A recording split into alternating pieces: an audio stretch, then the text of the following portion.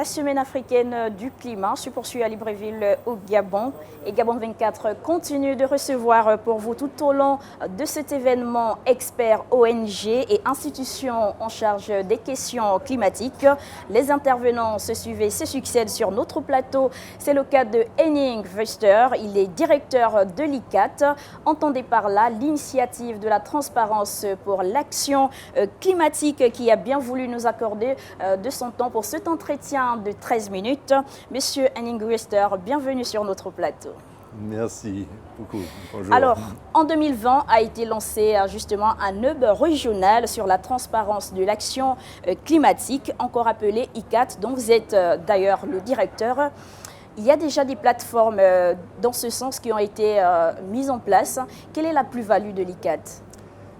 ICAT fournit un soutien aux pays membres de l'accord de Paris. La transparence est un aspect clé pour la mise en œuvre de l'accord de Paris. Et des pays de cette région, de l'Afrique centrale, ne sont pas encore prêts à y participer activement. Et avec le soutien d'ICAT, ils vont être mieux placés de pouvoir participer pour partager les informations sur les activités climatiques dans leur pays et aussi pour mieux engager les parties prenantes au niveau national, la société civile et le secteur privé et bien sûr très important les instituts financiers. D'accord. Et quels sont les critères justement pour intégrer l'ICAT? Qu'est-ce qu'il faut?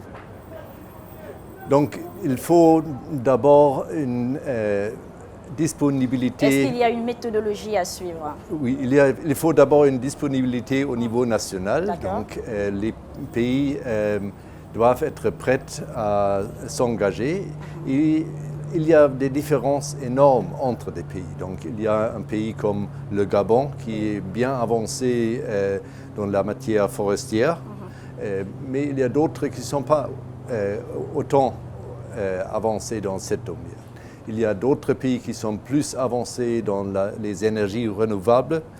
Et donc, avec un partage des expériences, des connaissances, on peut avancer toute la région et on peut mieux gérer les politiques et les mesures qui sont nécessaires pour être prête pour participer activement dans l'accord de Paris.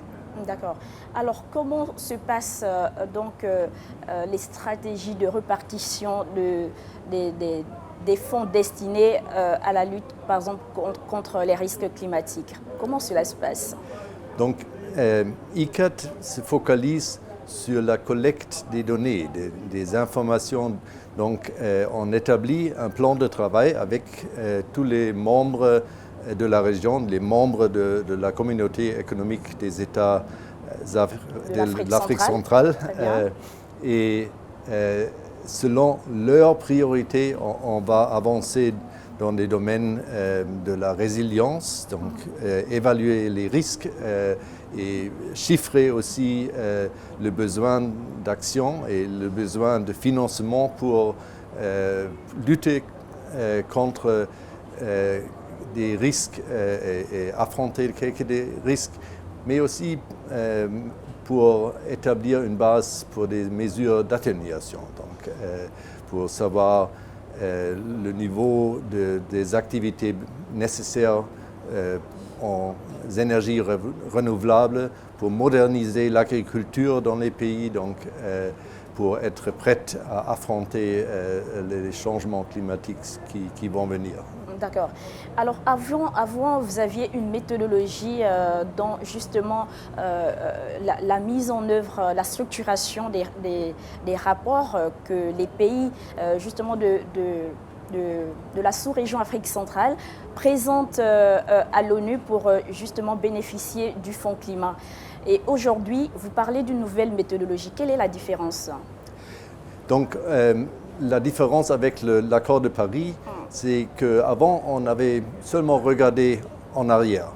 Donc on avait se focalisé de mesurer les émissions du passé, les émissions des gaz à effet de serre. Avec l'accord de Paris, on va maintenant regarder en avance. Donc il faut avoir une idée des projections. Il faut aussi une vision de chaque pays. Donc ça, c'est bien sûr quelque chose de très politique et c'est au gouvernement à développer cet avenir. Mais pour cela, c'est encore beaucoup plus important d'avoir des données fiables, des données de qualité pour mieux baser une politique qui va bien avec le développement national. Quels sont ces outils que vous utilisez justement pour savoir que là, nous avons par exemple des données fiables? Quels sont les outils que vous utilisez? Bon, il y a des méthodologies acceptées au niveau international. D'accord. Donc, il y a des critères d'évaluer la qualité des données. Et parfois, il faut juste commencer. Et il y a plusieurs pays dans la région qui n'ont même pas encore les données de base. Donc, il y a un premier plan de ramasser des données de base. Et après, on peut faire une analyse, on peut faire une revue selon les critères du GIEC. Ça, c'est le groupe international qui a défini des critères de qualité. Et peu à peu, on peut donc améliorer la qualité des données et élargir le champ couvert par le... Alors, M. Wester, en votre qualité de directeur de l'ICAT, vous aviez pris part récemment au dialogue africain sur la transparence climatique avec le président de la commission de la CEAC et quelques ministres africains de l'environnement. Quel était le but de cette rencontre et que doit-on comprendre par dialogue africain? Ça, c'était une première. Jusqu'à maintenant, la transparence était limitée aux experts techniques. Mais maintenant, comme on fait ce pas d'utiliser des données pour l'avenir, pour évaluer les politiques de l'avenir, on a maintenant eu l'engagement des ministres et ils ont très bien compris ce que la transparence signifie. Et ils ont compris qu'il y a un lien entre le financement et la transparence. C'est clair. Je suis sûr que ce n'est pas très technique si je dis que la transparence donne la confiance. Et la confiance internationale, même la confiance au niveau national, c'est clé pour avancer une coopération, pour engager les parties prenantes, pour obtenir le financement au niveau domestique, mais aussi international. D'accord. Alors, l'ONU a donné récemment 1,8 million de dollars donc au pays de l'Afrique centrale pour lutter contre les effets de changement climatique, sinon pour faire face aux questions climatiques. Comment va se passer la redistribution? Donc, on va créer un centre d'experts à Douala. On a déjà nommé le coordinateur de ce centre et ce centre sera au centre d'un réseau des experts nationaux. Donc tous les 11 pays membres vont nommer des experts nationaux pour y participer. Et donc selon les priorités à définir encore, on va organiser des formations des experts et aussi engager les ministères en charge de la transparence climatique dans chaque des pays. D'accord. Alors, qui dit transparence climatique dit gestion de financement. Donc, et nous savons que le financement, c'est l'honneur du changement climatique puisque les fonds promis par les grands pollueurs tardent toujours à venir ou ne viennent pas du tout. Quelles sont les initiatives prises par l'initiative de l'ICAT? Voilà. Donc, justement, notre travail, c'est un travail préparatif. Donc, si les pays sont mieux placés de vendre ce qu'ils ont, la richesse de l'Afrique centrale et montrent la contribution que l'Afrique centrale peut faire au niveau global. Les fonds vont venir. Mais des instituts financiers aimeraient voir un cadre de monitoring et évaluation. Donc, elle veut comprendre qu'il y a une volonté sérieuse et aussi une disponibilité de suivre les activités qu'ils vont financer. Donc, c'est justement à ce moment-là où il y a les données nécessaires et fiables pour montrer les actions à venir, que les pays sont mieux placés pour obtenir les financements internationaux, mais aussi pour engager les parties prenantes au niveau national, parce qu'il y a beaucoup des entreprises au niveau national, et ça c'était un message très fort dans le dialogue africain, qu'il y a des fonds, des investisseurs qui aimeraient s'engager au niveau national. D'accord.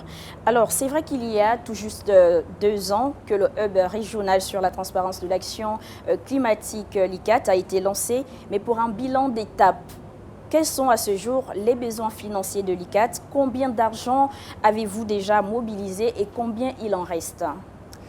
Donc, ICAT, pour notre activité globale, a mobilisé 70 millions de dollars. Donc, mais on travaille avec une quarantaine de pays dans le monde entier. Et donc, si on partage les fonds, il reste des petits projets pour créer la capacité, renforcer la capacité dans des pays et avancer pas à pas pour être mieux placé de s'engager encore plus activement. Donc, c'est un travail par étape qu'on fait, et le centre ici, le hub régional dans l'Afrique centrale, c'était créé pour 3 ans. Et après 2 ans, on va voir où on est arrivé, et on peut donc voir l'avenir pour le hub. Voilà, merci Monsieur Wester pour toutes ces informations sur l'initiative de la transparence pour l'action climatique dont vous êtes le directeur. Mesdames, Messieurs, nous sommes arrivés au terme de cet entretien. Nous recevions donc sur ce plateau Monsieur Henning Wester. Il est directeur de l'initiative pour la transparence de l'action climatique, le hub régional. Merci d'être passé sur notre plateau. Merci également à vous, chers téléspectateurs, de nous avoir suivis. Restez avec nous sur Gabon 24. Nous continuons de suivre en temps et en heure la semaine africaine du climat qui se passe à Libreville au Gabon.